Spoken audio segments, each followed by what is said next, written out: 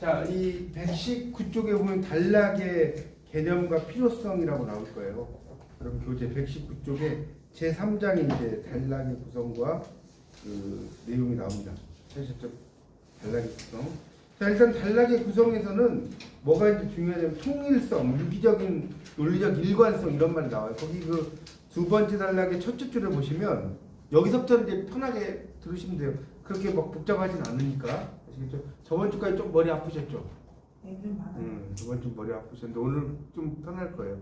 거기 두 번째 단락 첫째 줄에 어떤 글이 내부에 유기적 통일성이나 논리적 일관성이 없으면 어쩌다 이런 말 나오잖아요. 네. 유기적이라는 말이 여러분 뭐 유기적이라는 말의 뜻이 뭘까요? 유기적. 유기적이라는 말은 뭐냐면 긴밀하게 연결돼. 긴밀하게 연결돼. 어떤 글이 아주 긴밀하게 연결돼 있다. 요 말을 우리가 유기적 이런 말 써요. 영어로 올게닉이라고 쓰는데 지금 119쪽인데 교재 긴밀하게 연결돼 있다. 그걸 유기적이라고 아시겠죠? 그런 통일성 이런 게 상당히 중요하다. 뭐 그런 이야기 써놓은 겁니다. 뭐 뒤에 건 안 읽어도 돼요. 그러니까 유기적으로 통일성이 있어야 된다. 뭐가? 글은. 자, 넘겨보세요. 자, 2번에 단락의 형식 120쪽입니다. 단락. 우리가 이제 패러그래프라고 하잖아요. 여러분, 단락은 이렇게 들어가는 건 알죠? 이렇게. 한 단락이 이렇게, 첫 단락은 이렇게 문장이 들어가는 건 알아요? 네. 네. 그걸 말하는 거. 여기 지금 120쪽 보면 단락은 하면 들어갔잖아요. 네. 이게 이제 단락을 말하는 거예요. 그래서 이 단락이라고 하는 것은 당연히 여러 개의 문장으로 이루어진 글의 기본 단위다는 거예요. 그래서 이제 여기에서 하나의 연관성이 있는 것들을 연결시켜 놨다. 뭐 그런 이야기예요. 단락이라는 것은. 어려운 이야기 하나도 없잖아요. 그래서 그런 내용들이 이제 단락의 중요성이라는 것을 설명을 하고 있고요. 그러니까 이 단락이라고 하는 것은 뭐냐? 121쪽의 마지막 단락 보세요. 마지막 단락 121쪽입니다. 거기 보면 뭐라고 나와요? 단락은 적절한 크기로 구분해 주는 것도 매우 중요하다. 한 단락이 막 엄청나게 길어. 읽다가 지쳐요? 안 지쳐요? 지치겠죠? 이렇게 쓰면 안 된다는 거.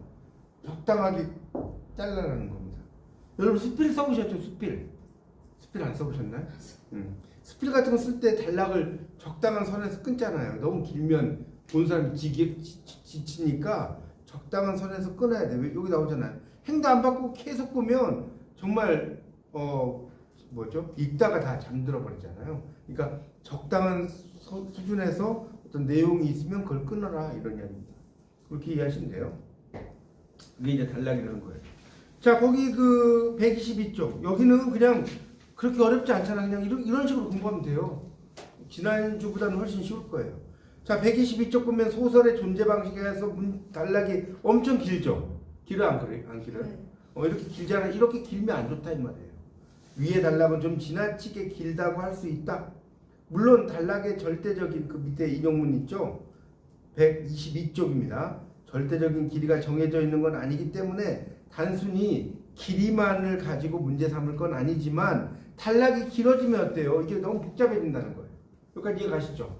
단락이 길어지면 복잡해지기 때문에 단락은 적당한 수준에서 끊어야 된다.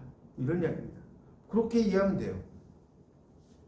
그래서 거기 이제 123쪽에 보면 이런 그 3번에 나오는 예문들 보면 적당하게 끊어놨지 않습니까? 이렇게 이런 문장이 좋다는 거예요.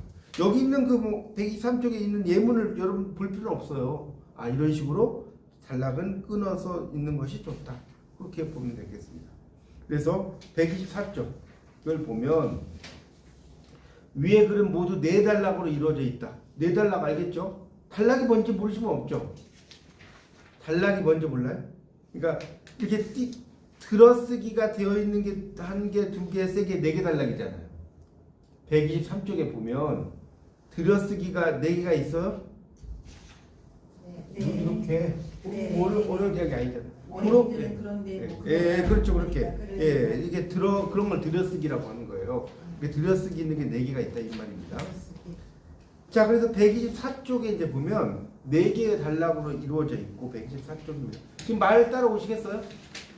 조금 제가 할 얘기가 많아갖고 조금 빠르는데 조금 이해해 주세요. 네. 이게 뭐 일주일에 한 번씩 하는데 이게 할 이야기는 많고 시간은 없고. 그래서 124쪽에 보면 이 글은 모두 첫째 줄에 4단락으로 이루어져 있는데 각 단락이 길지 않으면서 소주제. 그러니까 소주제라는 건 뭐냐면 단락마다의 주제. 그 각각의 단락마다의 주제. 그걸 소주제라고 하는 거예요. 그러니까 여러분이 국문학이든 이제 방송대 1학년 딱 오셨잖아요. 처음에 뭐부터 여러분이 해야 되냐면 뭐부터 여러분이 공부를 해야 되냐면 뭘 공부해야 돼? 처음에 공부할 게 용어의 정의. 용어의 정의. 여러분 1학년 때는 특히 이 용어의 정의를 많이 아셔야 돼요. 뭔가 이해가죠? 예를 들어서 문장을 읽는데 유기적 이렇게 나왔어. 유기적이 뭐지? 넘어가지 말고 유기적 긴밀하게 연결된 이거 1학년 때 딱 공부하시잖아요. 계속 나와요. 4학년 때까지. 무슨 말 이해가시죠? 그러니까 1학년 1학기 때는 특히 뭘 공부하라고요? 용어의 정의. 물론 용어의 정의가 시험에 나오진 않아요. 그래서 여러분 시험에 유기적이란 말은 무슨 뜻인가 이렇게 나오겠어요? 당연히 안 나오죠. 근데 여러분이 이런 말의 의미를 좀 이해하셔야지 문제를 풀 때 유리하다는 거예요. 이제 아시겠죠? 제가 그런 용어의 정의는 설명을 드리겠습니다. 강의하면서. 하여튼 그래서 단락이라는 것은 이렇게 적당하게 끊어야 되고 소주제가 있어야 된다. 그런 이야기입니다. 그런 이야기. 그 밑에 나오는 내용은 건너뛰겠습니다. 그 정도만 알면 돼요. 우리는. 자, 3번 단락이. 그러니까 오늘 강의는 이런 식으로 할 거예요. 이런 식으로. 뭐 그렇게 머리 아픈 내용은 아니니까. 자, 125쪽에 보면 소주제문과 뒷받침 문장이라고 나왔잖아요. 이건 뭐냐면 어떠한 주제라고 하는 게 있으면 그걸 뒷받침해주는 문장이 있어야 돼. 그거를 뒷받침해주는 문장을 이야기하는 거예요. 그러니까 이런 경우는 뭐냐면 특히 논문 같은 거 쓸 때 내가 어떤 주장을 펼치잖아요. 그러면 나의 주장을 뒷받침하는 문장이 있어야 되겠죠? 그걸 이야기하는 겁니다. 그렇게 이해하시면 돼요. 내가 이야기하려는 말이 있으면 그 말을 뭐 해야 돼? 뒷받침하는 문장이 있어야 된다. 그렇게 좀 정리를 하시면 되겠습니다. 그렇게 어려운 내용은 아니죠. 자, 그래서 여기서 여러분이 좀 알아야 될 말이 126쪽을 보세요. 126쪽의 두 번째 단락에 하나, 둘, 셋, 넷, 다섯째 줄로 내려가 볼게요. 자, 126쪽. 자, 뭐라고 나왔어요? 그래서 다음에 읽어보세요. 뭐라고 나와요? 한 편의 글이 찾았어요? 예, 그 밑줄 치세요. 한 편의 글이 표현하고자 하는 전체적인 내용을 뭐라고 해요? 주제라고 한다면 이러한 각 단락의 주제는 소주제 또는 화제라고 할 수 있다. 이런 경우는 시험에 가로 넣기로 나올 수 있어요. 예를 들어서 한 편의 글이 표현하고자 하는 전체적인 내용을 주제에 가로를 묶어봐요. 라고 한다. 여기다 1이라고 써봐. 1. 그 다음에 이러한 각 단락의 주제는 소주제 또는 화제. 여기다 가로를 묶어놓고 2. 1번, 2번에 들어갈 말을 써라. 근데 이래서 1번 소주제, 2번 주제. 뭐 이렇게 쓸 수 있고. 그러겠죠? 뭐 1번 대주제, 2번 뭐 주제 뭐 이렇게 쓸 수 있단 말이에요. 여러분이 답을 찾으면 됩니다. 이렇게 이해하시면 될 것 같고요. 그래서 이 단락이라고 하는 것은 그런 것을 뒷받침하는 내용이 상당히 중요하다. 그런 내용입니다. 그러니까 어떤 이야기들을 뒷받침하는 거. 자, 그렇게 정리를 좀 하시면 될 것 같습니다. 네, 그 정도 하고 넘어갈게요. 포인트만 잡을게요. 포인트만 해도 끝이 없으니까. 자, 128쪽으로 갑니다. 128쪽. 제가 이제 지금부터 쭉 중요하다 이런 말씀 이렇게 드릴 건데 그런 것들만 여러분이 공부하셔도 문제 푸는데 지장 없을 거예요, 진짜. 제가 포인트만 딱 잡아드리면 제가 글쓰기는 이렇게 포인트를 잘 잡아드릴 거예요. 자, 128쪽의 세 번째 단락입니다. 128쪽 세 번째 단락. 뭐라고 나왔죠? 첫째 줄? 소주제문은 먼저 적절한 범위의 추상적 진술이어야 한다. 밑줄 쫙 치세요. 자, 그 다음에 추상적에다 동그라미 별표. 추상적 동그라미 별표. 자, 이거 시험 문제 엄청 잘 나와요. 어떻게 잘 나오냐? 자, 다음 중 소주제문의 성격에 대한 설명으로 잘못된 것은. 자, 여러분 교재 127쪽 펴보세요. 127쪽에 2번 제일 밑에 소주제문의 성격 이렇게 나왔죠? 나오잖아요. 시험 문제 이런 게 나와요. 여러분 기말고사 봐보세요. 나오나 안 나오나. 다음 중 소주제문의 성격에 대한 설명으로 제가 이야기했죠. 맞는 것은 나온다 안 나온다? 안 나와요. 맞는 것은 너무 쉽기 때문에 안 나와. 암만 틀린 것은 나와. 왜? 틀린 것을 풀려면 세 개가 맞고 하나가 틀린다는 걸 알아야 될 거 아니에요. 근데 맞는 것은 뭐 어때요? 그 중에 하나만 알면 답 아니에요? 그래서 그렇게 잘 안 나와요. 그거는 이제 만약에 맞는 것을 낼 때는 정말 보너스 점수죠. 보너스. 그런 거 틀리면 이제 맞을 게 없는 거예요. 그래서 추상적. 그래서 어떻게 나오냐? 이 추상적을 구체적으로 붙여놔. 진짜 잘 나온다니까. 이 단골 문제예요. 그 128쪽에 세 번째 단락의 첫째 줄에 소주제문은 적절한 범위의 구체적 진술이어야 한다. 여러분 얼핏 보면 맞는 것 같죠? 얼핏 보면 구체적 진술이어야 돼? 맞는 것 같지 않아요? 대답을 안 하지. 그렇죠? 그러니까 소주제문은 그런 게 아니라 적절한 범위의 추상적. 그러니까 추상적이라는 거는 구체적이지 않다는 거잖아요. 일반적인 어떤 추상적인 진술이어야 된다는 겁니다. 그러니까 소주제가 너무 성격에 따라서 그 소주제문의 범위가 너무 넓으면 안 된다. 이런 말 나오죠. 너무 넓으면 안 된다는 거예요. 그래서 글을 쓸 때 어느 정도 추상적이어야 된다는 거예요. 왜 그러냐면 그 이유가 이제 어디 나오냐면 자 보세요. 소주제문이 그 다음 단락 보세요. 그 다음 단락 찾으셨어요? 이와 함께. 네. 잘 따라오세요. 네. 소주제문은 그 밑에 밑줄 쳐보세요. 첫째 줄. 어느 정도의 추상적 진술일 필요가 있다. 밑줄 치세요. 소주제문이 지나치게 구체적이고 세부적인 진술이 되면 뒷받침할 문장들이 필요하지 않기 때문이다. 이게 중요합니다. 너무 구체적이면 뒷받침할 문장이 없다는 거예요. 그래서 소주제문은 추상적이고 그 다음 마지막 단락 첫째 줄 밑줄 치세요. 소주제문은 뭐라고 나와요? 읽어보세요. 명료하고 간결할 필요가 있다. 명료해야 돼. 그리고 간결해야 돼. 짧아야 돼. 너무 길게 쓰면 안 된다는 거예요. 자, 됐죠? 그거 넘어갑니다. 자, 단락 구성 방식. 자, 어때요? 오늘은 저번 주보다는 쉽지 않나요? 모르겠어요? 자, 그래서 이 단락의 구성 방식에서는 두갈식, 양괄식 이런 게 있어요. 여러분 보세요. 그 129쪽에 4번의 두 번째 단락에 소주제문 첫째 줄, 소주제문이 표면적으로 드러난 경우 소주제문이 어디에 위치하느냐에 따라서 뭐라고 나와요? 두갈식, 미괄식, 양괄. 자, 번호 매기세요. 두갈식에다 1번, 번호 수시라고. 미괄식 2번, 양괄식 3번. 그러면 두갈식은 뭐냐? 자, 주제가 앞에 나오는 거예요. 뭔 말인지 알겠죠? 주제가 딱 앞에 나오는 거예요. 예를 들어서 교복을 자율화해야 한다라고 딱 나와버려요. 그게 두갈식이에요. 근데 미괄식은 뭐냐면 앞에 막 어쩌고저쩌고 막 써놓고 그래서 교복을 자율화해야 한다. 이해 가요? 뭔 말인지? 네. 앞에 딱 주제를 던지면 두갈식, 마지막 꼬리에 던지면 미괄식. 자, 제일 앞에 하고 제일 끝에 던지면 양괄식. 그렇게 되는 겁니다. 그렇게 이해하시면 돼요. 그래서 두갈식은 여기 다 이야기 설명이 나오잖아요. 단락의 중심적인 내용이 첫머리에 제시된다. 나오죠? 글 쓰는 초점이 뚜렷해져서 엉뚱한 방향으로 벗어나 산만해질 우려가 적고 초점을 파악하게 돼. 장점이 있어요. 자, 그래서 이거 시험 문제 되게 잘 나오는 걸 알려드릴게. 자, 거기 밑줄 치세요. 가장 많이 사용되는 방식이기도 하고 가장 권장하는 유형이기도 하다. 밑줄 치세요. 자, 이게 무슨 식이라고? 두갈식. 네, 두갈식. 그 앞에 두갈식 네모 한번 쳐볼래요? 두갈식은 이런 말, 거기 두갈식 단락은 이런 말 나오잖아요. 그 두 번째 단락의 그 둘째 줄에. 그래서 시험 문제 아주 잘 나와요. 자, 어떻게 나오냐? 자, 다음 중 가장 많이 사용하는 방식이기도 하고 가장 권장하는 유형이기도 하는 구성 방식은 무엇인가? 1번 두갈식, 2번 양괄식, 3번 뭐예요? 미괄식, 4번 이제 다른 걸 쓰는 거죠. 뭐 병렬식을 쓴다든가 다른 걸 써. 그럼 뭐가 답이냐? 뭐예요? 두갈식이다. 그렇게 답이 나와요. 어렵지 않잖아요. 이런 걸 틀면 맞을 게 없잖아요. 그렇죠? 그렇게 여러분이 이해하시면 되겠습니다. 그러니까 여기 있는 여러분 그 글쓰기 과목은요. 다 공부하면 물론 다 공부한다고 해서 안 말리는데 다 공부하는 게 좋은 게 아니에요. 포인트를 여러분이 자꾸 공부하셔야 돼요. 여러분 사전 여러분이 영어 좋아하셨는지 모르겠는데 영어 사전 공부할 때 처음부터 끝까지 읽어요?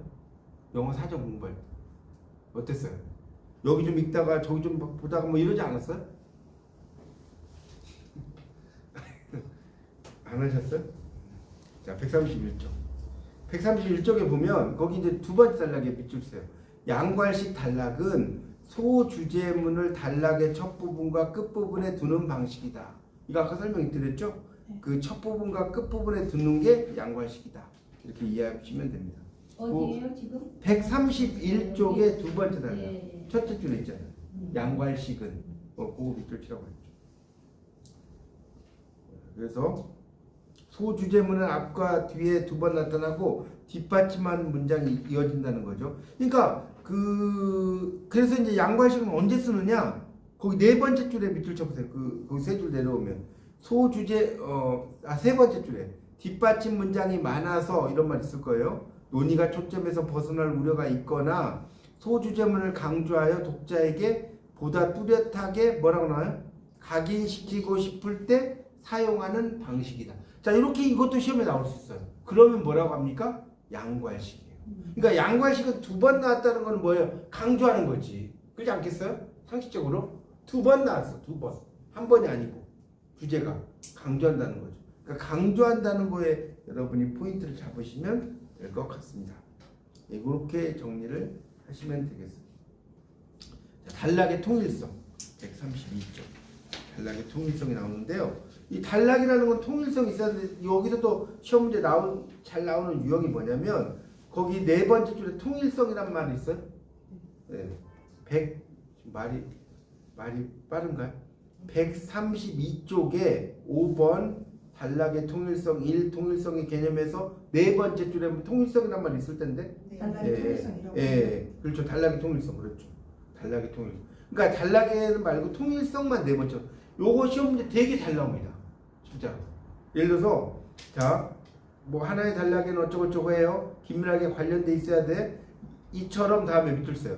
단락에 사용된 문장들을 하나의 소주제로 집중시키는 것을 단락의 땡땡이라고 한다. 그리고 통일성 막 다른 걸 다 쓰는 거예요. 무슨 말 이해가요? 통일성 무슨 성을 다 쓴다. 그러면 이게 답이 통일성 답인 거예요. 그렇게 이해하시면 됩니다. 단락의 통일성이란 말 아주 잘 나오는 말입니다. 그것만 좀 여러분이 알아주세요. 그래서 이제 통일성을 확보를 하려면 몇 가지 점을 좀 알아야 된다. 그래서 거기 133쪽에 거기 2번의 통일성 확보를 위한 조건 그 다음 단락 전체를 네모치고 별표 좀 쳐놓으세요. 이와 아울러 여기 다요? 아니 이와 아울러 그 위에 단락. 그러니까 단락의 통일성을 확보하기 위해서는부터 어렵게 된다 있잖아요. 그 전체 네모하고 별표 쳐놓으세요. 이게 더 중요한 겁니다. 그래서 단락의 통일성 확보하기 위해서는 몇 가지가 있는데 첫째 뭐라고 나와요? 그 밑에 나오죠. 하나의 단락 내에서는 소주제만을 다뤄야 한다. 하나의 단락만은 그 단락 내에서는 반드시 소주제만을 다뤄야 한다.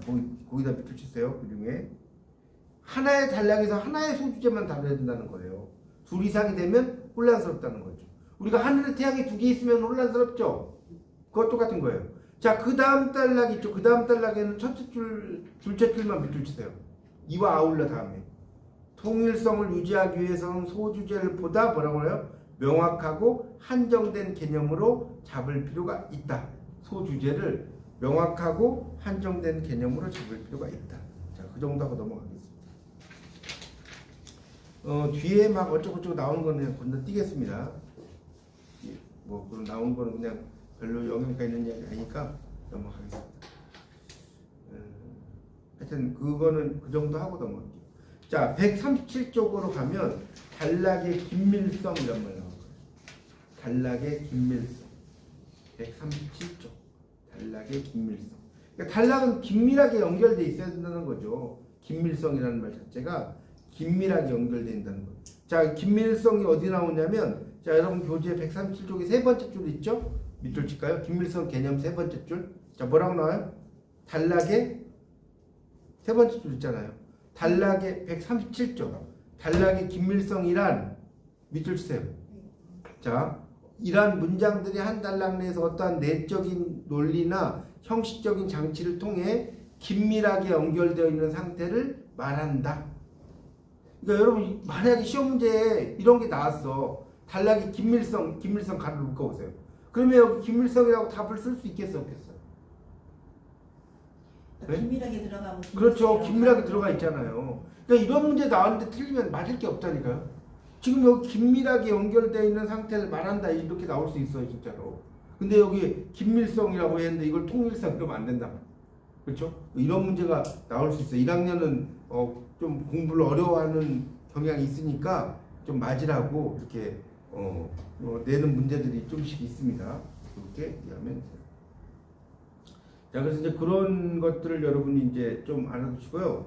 그 다음에 이제 형식적 긴밀성이라는 게 나오는데요. 형식적 긴밀성이 뭐냐? 거기 그 138쪽이 마지막 단락을 보면 형식적 긴밀성 나오죠. 형식적 긴밀성을 위해서 뭐 이런 말 나오잖아요. 네. 형식적 긴밀성은 대표적인 게 뭐냐면 거기다 써보세요. 형식적 긴밀성은 접속어와 지시어예요. 접속어, 지시어. 자, 이런 걸 뭐라고 한다? 형식적 긴밀성이라고 하는 거예요. 지금 138쪽에 마지막 단락 보고 있어요. 형식적 긴밀성을 위해 거기다 밑줄 쫙 찍고, 자, 이게 접속어. 그 다음에 그러니까 예를 들어서 그런데 같은 경우가 형식적 긴밀성이 그런데 접속어잖아요. 그런데 이런 거 지시어 뭐 그것은 뭐 이런 식으로 어떤 걸 가리키는 거 이런 것을 형식적 긴밀성 그렇게만 이해하면 되겠습니다. 넘어갈게요. 자, 내용적 긴밀성 139쪽. 자, 내용적 긴밀성에서는 뭐가 중요할까요? 가나다 네모 별표. 가나다 네모 별표 139쪽. 가나다 네모 별표. 자, 이거 시험 문제 엄청 잘 나와요. 자, 다음 중, 자, 문제 유형입니다. 내용적 긴밀성에 해당되지 않는 것. 제가 지금 말하는 것도 적어 놓으시면 좋아요. 시험 문제 유형이에요. 다음 중 내용적 긴밀성에 해당하지 않는 것. 여러분, 방송대 시험은 사지선다, 오지선다가 아니에요. 그러니까 딱 내기 좋지 않나, 이런 문제가? 가나다니까 라에 다른 거 하나 쓰면 될 거 아니에요. 그렇죠? 그래서 공간적, 시간적, 논리적. 뒤에 있는 건 다 똑같잖아. 맞죠? 그러니까 이거를 그러니까 뭡니까? 공간, 시간, 논리잖아요. 공간, 시간, 논리. 그렇죠? 그러니까 공시논이죠. 공시논.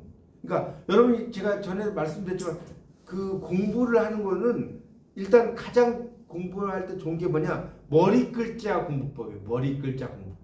여러분 꼭 공부할 때 왜냐면 내가 알긴 알아. 근데 생각이 안 나. 그럼 어떻게 돼요?